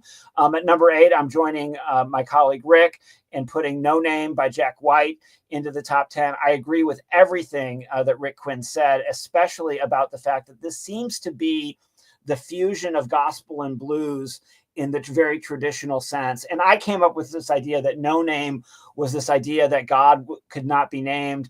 And then I went into some deep dives about the world building, using that phrase again, tip to Winchell and to Creeder on that one, but of the third man, having to do with the Trinity and having to do with the third upholstery store on the street, when before Jack White was the White Stripes, before they were the thing back in the day, they were just going to make upholstery. And it was a third man upholstery shop. Anyway, I don't know about anything, but I got to see one of their early shows. They were only playing small clubs. These were impossible tickets to get. I accidentally stumbled into a ticket to see them at the 40 Watt Club in Athens, Georgia.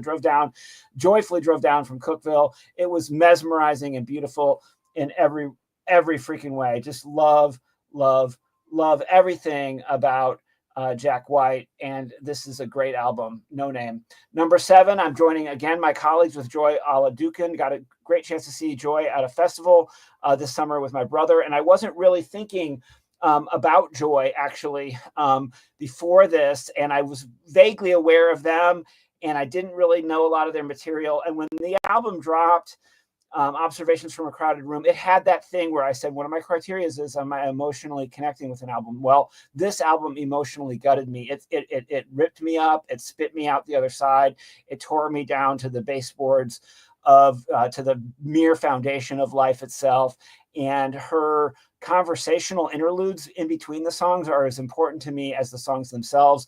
I love that song where she talks about, I'm stoned, but the drugs don't work. And as a sober person, I'm not California sober, I guess, like she is, but like, it just really still like the drugs don't work is such an earworm. And I love everything else that was said about this album by my colleagues previously. At number 6, also joining one of my colleagues was Sierra Farrell's Trail of Flowers. I have to say, I'm all about the costumes. I'm all about the presentation.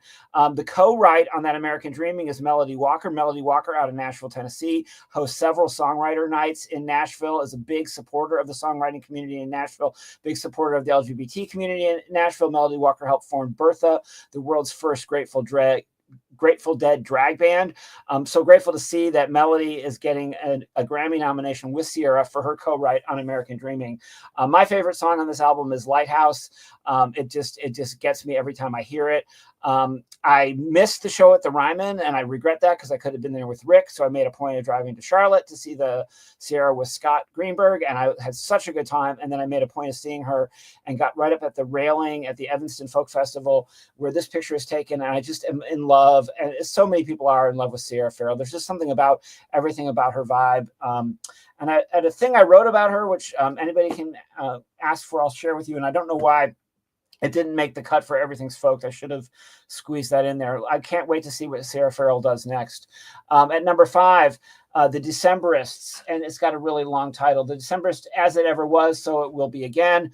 I was in love with their 30-minute prog track, Joan, but I'd listened to that and the other singles before the album came out. I had over-listened to the singles before the album came out. Then when the album came out, I couldn't listen to it in order because there was the familiar and the unfamiliar songs, and so I had to just set it aside. And then this fall, and the Decemberists have always been an autumn band for me anyway. So this fall, I just dove just full force into the Decemberists album in the fall, and I just wrapped myself up in it. And they are one of my absolute favorite bands. And I feel like any album in this top 10 that is towards the back of the top 10 could have been a number 1 album on another year. It's just been such an incredible year. But talk about a world building group. I feel like the Decemberists are just like, they're a complete vibe unto themselves. And what a phenomenal live concert. And Colin Malloy has a Substack that is a big deal among Decemberist fans. And their Facebook group is called the Church of the Decemberists or something like that. And that's a great fan club. I love all the Facebook groups. I belong to too many of them, but join some Facebook groups and talk to other fans. At number 4, this is my sleeper cell for This Is My Surprise. This is the one that didn't make anybody else's list. This is one that doesn't have enough streams on the streamers. Out of San Antonio, Texas, and proud to be from San Antonio and not from Austin. This is from just last Friday night on my baby's birthday, and she hails from Texas originally. And it's Garrett T. Capps and NASA Country. It's gonzo cosmic country from deep in the heart of Texas. It is psychedelic country with all of the kind of the lyrics kind of remind me a little bit of My Morning Jacket. They remind me of My Morning Jacket and Wilco, 2 of my absolute favorite live bands of all times, and really pioneers, I think, at that intersection of rock, psychedelic, and Americana. Garrett T. Capps, the name of the album is Everyone is Everyone. That's my number 4. Absolutely love this group. Please check it out if you've not checked it out yet. Number 3, Mahash Mashana by Father John Misty. This is the screenshot. I did not see him this year. This is the screenshot on my phone from when he dropped a single, I guess Time Just Makes Fools of Us All. And he dropped it on some streaming website that nobody's ever heard of, And so I couldn't download it. I was trying to listen to it in Montana when it first came out, and I had no service, and it would keep pausing. It's like a 9-minute song. The entire song is so incredible. He really is the lyricist of our age, and he's become kind of an icon to a fashion icon. Apparently he's a dad now, and he's made intuitions that this might be his very last album ever. Mahash Mashana is a burial ground. It's a Hindu reference. There's lots of other religious references. And yes, Rick, if you thought that No Name had theological underpinnings, certainly Decemberists did. This album is just like a theological, ideological, philosophical bomb, and it's also really addictive to listen to. I just love Father John Misty so freaking much. Number 2 is Critterland by Willie Carlisle. Everybody knows this was my January album. This is the album that got me through winter. And I was a Willie Carlisle groupie all year. I went to about 6 or 7 shows. And Critterland is a whole world unto itself. It's based on Willie living on a commune in Arkansas during the pandemic. And it's so funny because in the he talks a lot like folk singers do. And in the introduction to the song Critterland, at his gigs, he would make jokes about how hard it is to be an anarchist and how hard it is to be a Unitarian Universalist. And I felt very shamed and seen by his comments because he was kind of making fun of anarchists and Unitarian Universalists. And I fancy both of those life paths. They overlap with 1,000 other life paths. He's got a great song, a couple of great songs about addiction on the album.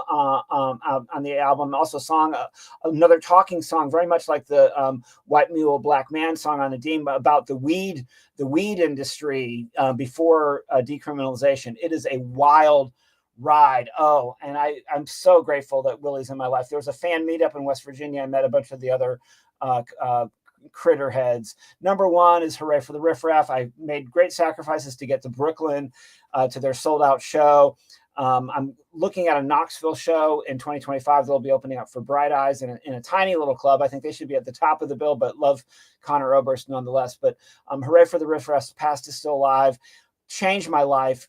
Greenberg, you made me cry with your comments on it. And since I'm running to the wall of my time, let me just say that the one song Snake Plant, I don't know if you mentioned that one, is my favorite. And I love what she says. Test your drugs, remember Narcan. It's a war on the people. What don't you understand? And it's a song about people she's lost to fentanyl. And it's so important, everybody. There is harm reduction. There is safe use. And I mean, obviously be sober, don't do drugs, but if in lieu of that, please use safely and responsibly. I love everybody, especially my fellow addicts and alcoholics. What a joy to be doing this with you guys. I'm going to stop on time so we have time to do all of the round robin at the end. And we're down to the home stretch. And joining us tonight from Portland, Oregon, my dear friend, Amy Rock. Hey y'all, how's it going?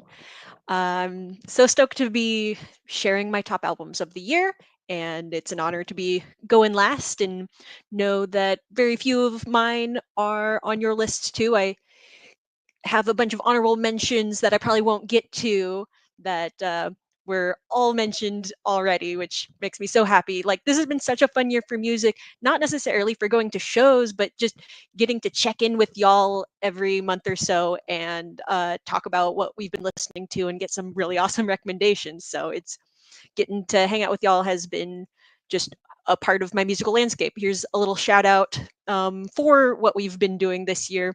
Each month we have a chat like this, and we're taking turns listening to an album. We take turns picking them out, just something that's important to us and music history. And I've learned a lot about music history this year. We listened to a lot of great albums that have really expanded my understanding of music and had some really good times. And yeah, this is super fun, and watch this space for what we'll be continuing and doing over the next year, perhaps.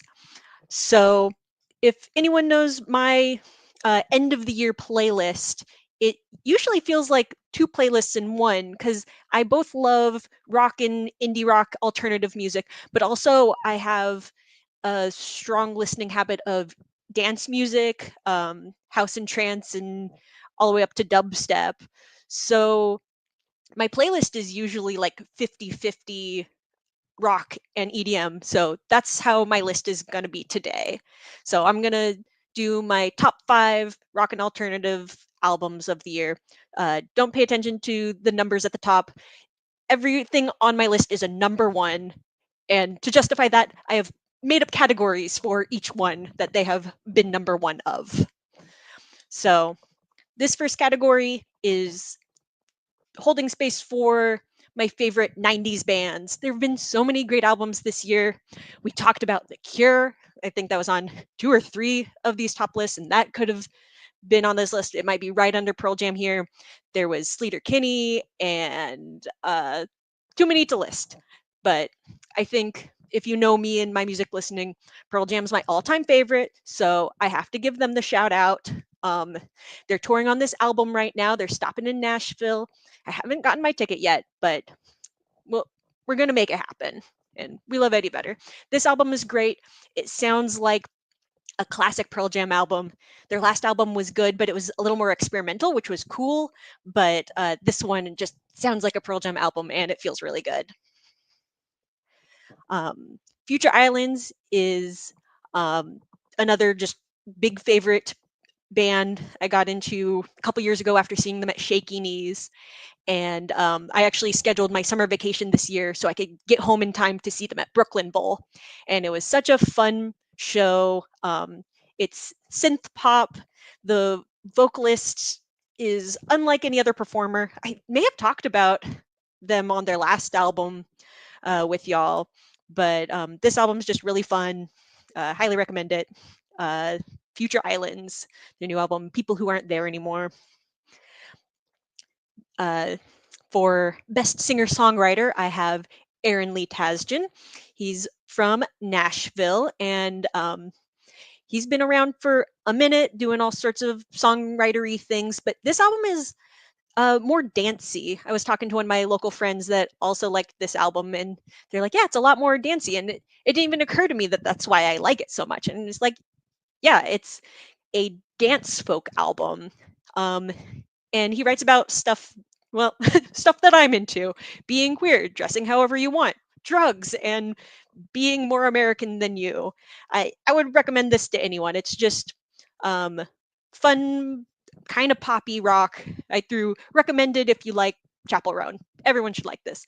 I don't know if I told you guys about this. RIYL. That was like a thing I loved to find on CDs that were at McKay's that were sent to radio stations, and it always had like a couple recommendations for why you might want to play this album. So recommended if you like Chapel Roan for Aaron Lee Tasjan. Next one. This was a tough one to choose over Green Day because that album was also super fun. But I picked The Offspring for Best Punk Rock Album of the Year because they're just so genuinely cornball and goofy and fun, and they're just rocking out because rocking out's fun. The single off this album is about how great their fans in Brazil are. It's just fun. At Shaky Knees this year, Shaky Knees is the festival in Atlanta that I always go to because it has a great lineup. This was the one show that me and my friend were like, we're going to stand in the pit for an hour so we can be up front for it. And it was so fun. They did confetti cannons and all that. And yeah, it was just a delight. They're so much fun. So that's their new album, Supercharged by The Offspring. And this is my number one indie rock album of the year. It was my most anticipated. Their previous album was my favorite in 2022. It just goes really hard.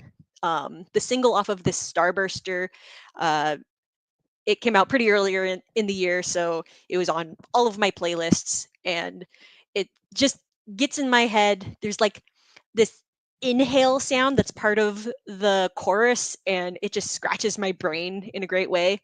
I would recommend this if you like any sort of indie punk, and especially Idols. It will sit right on the shelf next to that. So this is Fontaines DC, their new album, Romance. All right, now we're into the EDM section. And I realized I could do a whole top 10 just on EDM. And I'm only going to talk about 5 of them, but here is my honorable mentions for EDM. Mostly I'm showing this to you because when John Summit or Lane 8 is like in the first couple lines of the Bonnaroo lineup, you're not going to be like, who's that? I don't listen to EDM. I listen to EDM. Don't come at me. This is what the kids are listening to. It's all extremely good. Lane 8 is an awesome producer. He has collaborated on probably half these albums I'm showing you. Whenever he releases his seasonal mixtapes of just just a DJ set of other stuff each season. It's just like, now it's winter. Lane 8 has released his mixtape. And Porter Robinson's great. Gus just dropped in the chat that he enjoyed that album too. Fortet's really cool. He's very interesting. It's kind of like clicky. It's still dance music, but it kind of gets in your head and it's a little clicky. Fred again is just super agreeable. EDM, I don't know. And John Summit, that was probably a favorite album in that just some of those songs are gonna be club hits forever. All right, but now I'm into the back half of my top 10. These are my top 5 EDM albums of the year. I'll give Latrell my best daytime rave album. He's been a favorite for a while. He's on the Anjuna record label. Anjuna Deep and Anjuna Beats are labels started by Above and Beyond, a great award-winning dance band, and I've loved them for a long time. They're the best. But Latrell's new album, Life at Full Speed, is super fun. It's bright, it has house grooves, and they're happy songs about Latrell just had a kid, and some of the songs are about that. My favorite track on there goes, I want to make you happy, I want to set you free. And it just is so uplifting. So if you want to have a daytime rave, turn on Life at Full Speed by Latrell. All right, Dosum is an artist that I wasn't too aware of until this album came out this year. But it came up on one of the Anjuna Deep mixes, and it really caught my ear because it sounded like some of the progressive house music that my brother introduced me to when I was first getting into dance music. So I shared it with him, and he's just like, this is so good. It might be one of his favorite albums of the year too. So this one's just top house and trance music. I pulled a line from just the notes on it. It captures the rise of rhythm to a euphoric peak, forging a deep connection with oneself and others. That's very poetic, and that's kind of the point of house music and why we want to dance to this kind of music. It really brings in a kind of euphoric state and a sense of connection, and I would recommend this album to get you there. Rufus Du Sol, they were my favorite band for a hot second 2 or 3 years ago, and their new album is just as satisfying. They're from Australia, but super popular. Their songs are really fun to hear pop up in other people's DJ sets.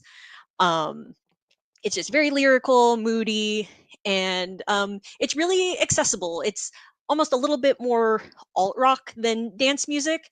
Like, it still falls solidly into EDM as a genre, but I would super recommend it to anyone who is like EDM curious but still is kind of an indie rock guy. It's just fun and feels good. My favorite song on it goes, music is better when we're together, which is how I feel about you guys. Right, this is my number 2. Don't freak out. This is the best album about cancer I listened to this year. Casablanca is kind of a newer artist. They're a Canadian duo. And this album is about one of the 2 guys who got a cancer diagnosis and how that was kind of a struggle. And I think they released their single called Remission about the same time when his doctor said that he was in remission. So that's super cool. So it really speaks to the healing properties of music, and you kind of feel that in this. And I watched a live performance of them, and they're not just, the EDM guys pressing buttons. Like, they're on the stage, they're hitting a drum, they're pushing buttons live, and it feels like real music. If you're familiar with Chromeo, it's kind of that vibe, and reminds me a bit of Justice, which brings me to my final recommendation. Is Justice's new album, Hyperdrama. It's just the best dance album, period. It has some Tame Impala on it, so if that will get you in the door, it's dancing, it's entrancing. It hit the top of the Billboard dance music chart right before Brat Summer started, but it's been a week up there. Justice, I recommend them for how Daft Punk made you feel the first time you heard Discovery. It just feels really good and blows your mind. It's super fun. That's going to be the end of mine. I made so many more slides for just like my honorable mentions, but I would so love to have everyone come join me and we can spend the last 15 minutes talking about anything else.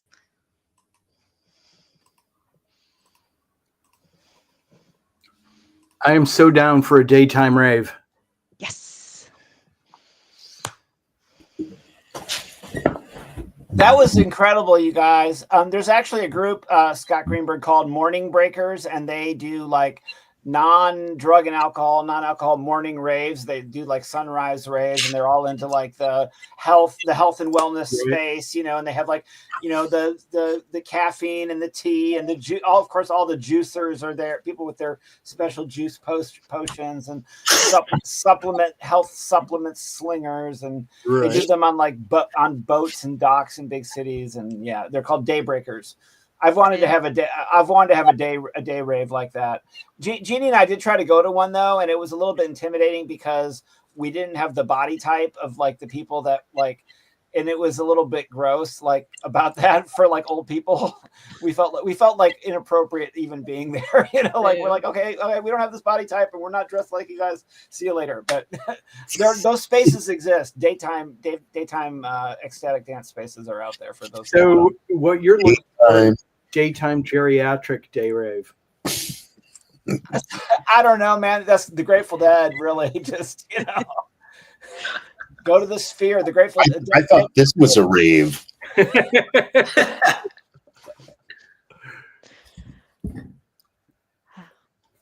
I am so just amused that without fail, every time we meet, Joe forgets to like unmute, and so he is. There's one time I didn't. You're right. You're right. There was one time, but that's we were so proud. From here on out, you will be known as Silent Joe. I've got my brand. I'm kind of amazed how much overlap there actually is. There's like a ton of overlap. Mm-hmm. And good on you, Rick Quinn, for putting Beyonce up there, and good on you, Scott Winchell, for putting Casey Musgraves up there. Mm-hmm. I was surprised to see Last Dinner Party on Gus's list, and because I'm like, oh, Gus and I have something in common, because Gus always comes at us with stuff that like I've never heard of before. That's the goal. That is the goal. But no, I love that album. I was listening to it all year. Yeah, honestly. Yeah, truly. There's a lot of Bowie in it, in the attitude. Yeah, too, which also just got my attention like right off the bat. So I've only got 5 honorable mentions. I'll just hit them up quickly. The Whiskey Charmers, my friends Lawrence and Carrie from Detroit, their latest Streetlights is really great. They make like kind of Lynchian alt country. I dig the new St. Vincent. Old 97's American Primitive, the best record they've done in a while. Jack White, no Name. This would have been on the top 10 had Kim Deal not been just a rascally rascal. Unseated. That's appropriate that she boots him out, though. Yeah, and Decemberists, I dug that. That's my honorable mention too. Yeah. I could have included The Cure or The Smile or Jack White. I just didn't really spend enough time to get a real feel for them. Oh, The Cure you can get a feel from instantly, but I just didn't have a relationship with it. Sometimes you can get a relationship after one listen. You know how it goes. Oh yeah. Hey, but shout out to Teacher on the Radio for hand delivering this copy of No Name to me straight from the Jack White concert down in Athens. So thank you again, Andrew, for that. And we listened to it on your really nice listening room at high volume. I will revisit the Nick Cave album and the Cure album, but those are ones that are in some of your other lists that I wanted them to be on my list. Now they made my top 150, but I was kind of like, must be something happening here that I'm missing, and just not sure what it is. Rick, I'm glad to see you promoting Johnny Blue Skies. He's a little bit further down my long list, but I went to that show at the Bridgestone, you guys, and it was just like there was no stadium effects. A lot of times now when you go to see a stadium artist or an arena artist, they have a lot of production accoutrements, a lot of bling, light shows, video projectors, special effects, costumes, other things. I mean, smoke coming out of the floor. And the Sturgill setup was literally like they were just in a bar. They did have a couple of video monitors, but they were tiny compared to some of the other shows I've seen at Bridgestone. And it was literally just Sturgill being a bar band. And I think they played for 3.5 hours without a break. And we actually ended up having to leave. We couldn't hang. And I hate being the guy that can't hang, but Johnny Blue Skies wore me out. It was a beautiful experience, but it was insane just what Sturgill Blue Skies is doing on this last tour. Yeah, I found that album fascinating. I really enjoyed it. I just touched on it. Can I show you what came with it? So I flashed this earlier. It's raw power on 6 singles with Nice. 2 extra B-sides, and like there's 5 different. It's just one of the reasons I love albums is the potential to do really whacked out shit like this for no that looks reason super at all. cool. It's very cool. It's supposed to, the back's just a mirror, but it also came with this patch. Yo, Put this on, but isn't that the bomb? Look at too that. cool. It's sweet. Okay. Worth. So the last time they sent me an email saying your order's ready to ship, and it was like 6 weeks. And I reached out to them, and they said, "Yeah, we just do them in order that we get the orders." But this time, I got the email today, and the package showed up today. So Oh, nice. awesome surprise! So there it is. Oh, speaking of getting packages, over the weekend, I got a notice from UPS saying, "You've got a package incoming from Zingerman's." And I'm like, "Oh, who's sending me something from Zingerman's?" And I made a list in my head of who could be sending me stuff from Zingerman's. And it was none of those people. But for those of you going, who the hell is Zingerman's? Zingerman's is just this legendary deli in Ann Arbor. So my friend Todd sent me It's some. an empire. Yeah, my friend Todd sent me some rugelach from Zingerman's. I'm looking forward to chomping into that. That's awesome. That's a real friend. Yes. Hey, I was really excited that Gus and Amy made me feel young. Kamasi Washington, Brittany Howard, Charlie XCX all came up on your list. Oh yeah. And those, I messaged back and forth with Rick a lot, and I could mix my list up 100 different ways. And it's kind of, Andrew mentioned something earlier about, but it's been mentioned. So these weren't your exact words, but I'm sitting here writing it down. Maybe I should include it to my list because someone mentioned it. But, those are some records that were close. And that Kamasi Washington, the only reason it wasn't, I didn't get as much time with it. Yeah. Mhm. Wow, what an Same. artist. I Yeah, love he is just incredible. He's great.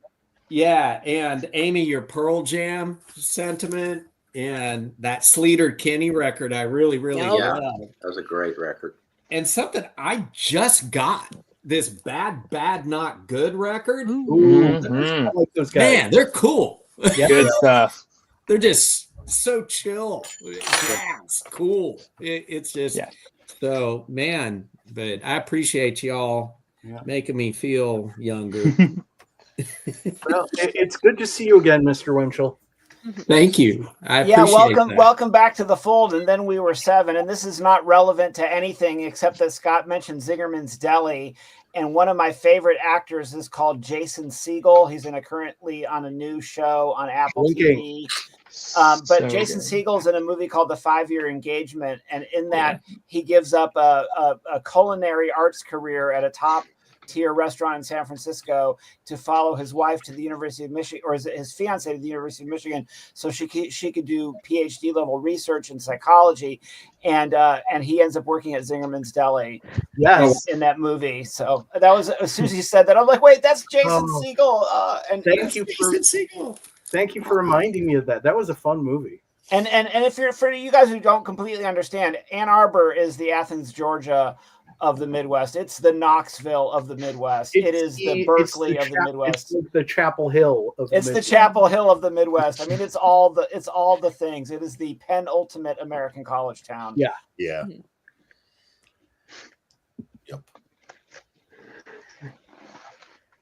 It's not Cookeville, Gus. Sorry. That's okay. That's okay. I think Cookeville is the Cookeville of the South. Yeah. Cookeville is the That's a Cookeville great of- way to put it. We are the Cookeville of Cookeville. Cookeville. Definitely. And tonight the Christmas parade was canceled. Not that anybody watched our live stream instead, but the conspiracy theories about the Cookeville Christmas parade are like off the chain right now. Really? Oh boy. Do Yeah, tell. it's a whole thing. We had similar down here in Prattville. And I mean, first they said, well, they can't have a float. Then someone sued them. Then they can't have a float again. Then they let them have the float. Well, that was really the whole thing here too, was about whether certain groups were allowed to have a float or not.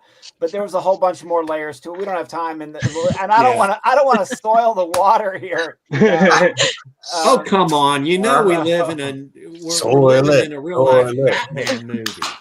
No, yeah, it's because of people like Gus Creeder. I will always have, and Amy Rock. I'll always have faith in Cookeville. Because cool people end up at the school, whether or not the rest of the town wants us here or not. So, Yeah. We call them the Cookeville Few. So everybody, this has been a great year on the Music Nerds Collaborative. We instituted a new format this year that actually our newest member, Joe, pioneered, which was the monthly curated album of distinction that was chosen by our panel. We have one more coming up in January. Gus, what album, have you picked your album for January? I think you told me. Tell everybody else. I have some ideas. I think that I landed on What's Going On. Yes, that's right. Yeah, that is correct. So we're going to what I think was Rolling Stone's #1 album of all time. Yeah, it's deservedly so. So we're gonna conclude season 1 actually in January with What's Going On by Marvin Gaye, and that'll be Gus's last live stream from the United States, as they're gonna spend a semester in Dublin, Ireland. Yeah. So, but you think you can still get on? The time difference is not so severe. You can still get on. I'm hoping I can. Yeah, I think I'll be able to make it work. So we're gonna have a top secret meeting offline to the public in the next few weeks to plan season 2. And I think it's brewing that no matter what we do, we're going to shake things up and have a new format, a new structure for season 2 of the Music Nerds Collaborative. But we're going forward. And this original one, this is actually the 5th, because we started in the pandemic and we weren't all assembled yet, but we started in the pandemic year. So we had 20, 21, 22, 23, 24. So this is the 5th end of the year one that we've done. And it was only just this year we started doing the monthly thing. So it's been a pretty good run so far. Only 4 of us from tonight were there at the first one. Was that Rick, Amy, and Winchell? Weren't you there? Wait a minute. I think it was just Winchell and Rick. Amy, have you been here all 5 years? I think so. I don't know. I know the first year I had Becca. Becca, and I had the guy from Ireland the first year. So I'll go look it up, and we'll. Okay. It's somewhere in the bowels of the internet. We'll find it. Look in your bowels. Be Be careful in the bowels of the internet. Yeah, watch out. It can get shitty. Run into that penguin or something down there. Penguin. Oh man, one of the best shows of the year. That's it's not the dark web. It's not the darkest web. No. there's still yet darker webs. There's even darker. Let me webs. introduce you to the dark web. Well, we're coming up on the last 49 seconds if we're going to end in 2 hours. So any parting goodbyes? Happy New Year, everyone. Happy Hanukkah. Happy Kwanzaa. Indeed. Happy Merry Christmas. Have a Merry brave year. Solstice. Bye, everybody. Happy holiday. Yeah, happy holidays. Yeah. Happy holidays. All right, we'll be back. Having Gus, your- did we pick the day? Gus, did we pick the day in January? I don't think we have yet. No. We need to pick that day. I think we're looking at either the 13th or the 27th. I think, is that right? Probably the 13th. That's 27th is my flight. Okay, we're going to be, and I don't want to do it on Martin Luther King Jr. Day, so we're going to be here on January the 13th for the last episode of season 1. All right, you Sweet. guys. Good night. I'm going to end the stream. The room will stay open for a second if you guys want to talk, but I'm ending the stream. Good